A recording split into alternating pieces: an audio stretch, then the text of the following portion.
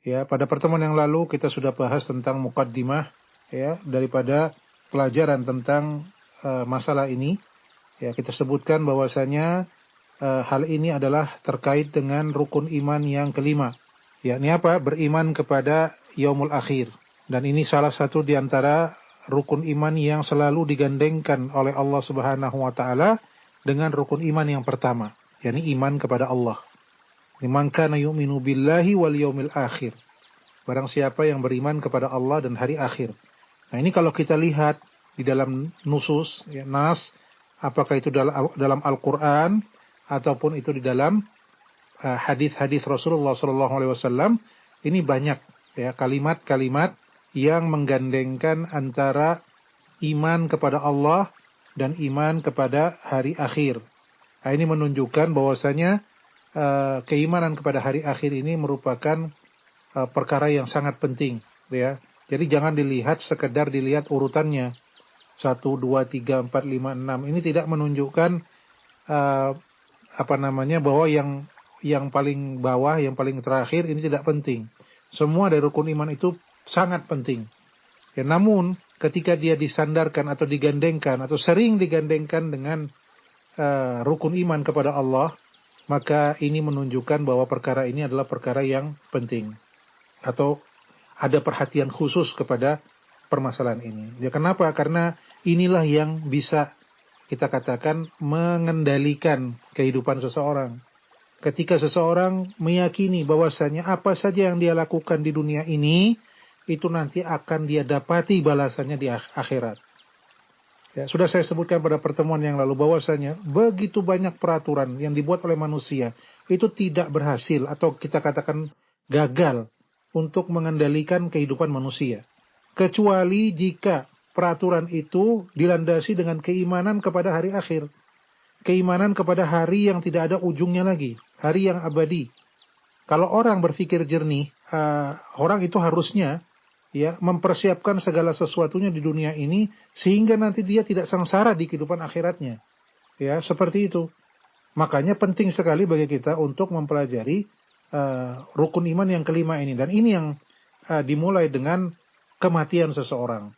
Ya, tentang maut, kemudian masuk ke dalam alam barzakh. Dan ini sudah kita sebutkan beberapa hal terkait dengan definisi al-maut, kemudian al-barzakh, kemudian kiamat sughra, ya, sehingga dikatakan oleh para ulama ya bahwa orang yang orang yang telah mati itu telah tegak kiamat baginya. Ya, ini adalah beberapa terminologi yang kita pakai di dalam permasalahan ini. Baik, sekarang kita akan lanjutkan pada pembahasan tentang al-ihtidhar, yakni saat-saat seseorang itu menunggu atau maut itu datang menghampiri dia. Apa yang terjadi pada seseorang ketika maut itu datang menghampiri dirinya. Nah, ini insyaallah pelajaran atau topik yang akan kita bahas pada pertemuan yang kedua ini. Nah, ini pembahasannya akan kita bagi beberapa pembahasan dan mungkin tidak cukup dengan satu kali pertemuan saja, ya mungkin akan 2 pertemuan untuk terkait pembahasan al-ihtidhar ini. Pada kesempatan ini kita akan coba mulai dengan pembahasan yang pertama, yakni tentang huduru malaikatil maut, tentang hadirnya malaikat maut ketika ajal seseorang itu sudah tiba. Baik, pendengar radio Muslim yang dirahmati oleh Allah Subhanahu wa taala, pada pembahasan yang lalu juga telah kita sebutkan bahwa ketika seseorang itu sudah ajalnya sudah tiba, maka itu tidak bisa dimundurkan dan tidak bisa juga dimajukan sesaat pun, tidak bisa. Jadi ketika ajal itu sudah ditetapkan oleh Allah, pada detik ini orang ini harus mati, maka ini tidak bisa dimundurkan dan tidak bisa dimajukan, walaupun sesaat, tidak bisa. Ya. Kemudian apa yang terjadi? Allah Subhanahu wa taala akan mengutus malaikatul maut untuk mencabut ruh. Yang mana ruh ini selama ini mengendalikan dan menggerakkan jasad orang tersebut. Ketika ajal ini sudah ditetapkan oleh Allah bahwa si fulan bin fulan ini harus mati pada hari ini, maka Allah akan utus malaikat maut untuk mencabut nyawa orang tersebut. Dan ini tidak bisa dimundurkan dan tidak bisa dimajukan sesaat pun. Ya, idza jaa la yuakhkhar. Jadi inna ajalallah, sesungguhnya ketetapan Allah itu ajal dari Allah. Ya, kalau sudah datang la yuakhkhar, tidak bisa diakhirkan. Dan Allah berfirman dalam surat Al-An'am ayat 61, A'udzubillahi minasyaitonir rajim.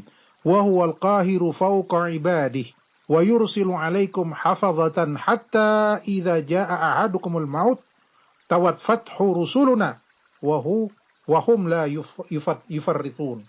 Dan dia Allah adalah yang mempunyai kekuasaan yang tertinggi di atas semua hambanya. Wa yursilu 'alaikum hafazatan, dan Allah telah mengutus kepadamu malaikat-malaikat yang menjaga. Hatta idza jaa'a ahadukumul maut, sampai apabila datang kematian kepada salah seorang di antara kamu, ya, tawaffathu rusuluna. Perhatikan ini, tawaffathu rusuluna, maka ia akan diwafatkan oleh malaikat-malaikat kami. Rusuluna di sini utusan-utusan kami, yakni apa? Para malaikat-malaikat kami. Wahum la yufarritun, dan mereka tidak pernah melalaikan kewajibannya. Ya, para malaikat maut ketika Allah perintahkan untuk mencabut nyawa fulan bin fulan pada detik ini, maka malaikat akan segera melaksanakan keputusan Allah tersebut, perintah dari Allah tersebut, dan tidak akan pernah dilalaikan kewajibannya, tidak pernah meleset. Dan kemudian apa yang terjadi? Ya, maka ini perkara gaib. Ya, apa yang terjadi selama ini perkara yang gaib. Kita yang hidup ini belum pernah merasakan hal tersebut, sehingga tidak ada jalan bagi kita, ya, kecuali kita harus pasrah kepada apa yang dikatakan di dalam nas. Ini perkara gaib. Jadi nggak boleh cok gali cok atau tebak-tebakan atau otak-atik gatok istilahnya. Ini nggak ada. Dalam perkara gaib kita harus beriman atau menyandarkan sepenuhnya kepada nusus, yakni dari Al-Quran maupun dari hadis-hadis Rasulullah SAW.